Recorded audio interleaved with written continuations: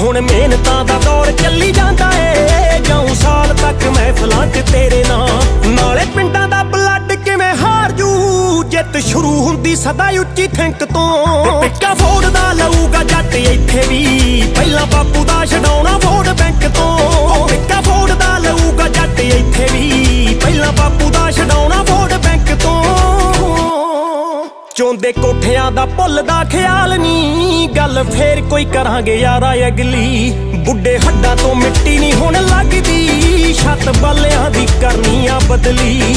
ਹੋ ਕੇ ਮਿਲਾਂਗੇ ਬਰਾਬਰ ਦੇ ਉਹਨਾਂ ਨੂੰ, ਜੋ ਸ਼ੇਮ ਫੀਲ ਕਰਦੇ ਆ ਸਾਡੇ ਲਿੰਕ ਤੋਂ। ਪਿੱਕਾ ਫੋੜਦਾ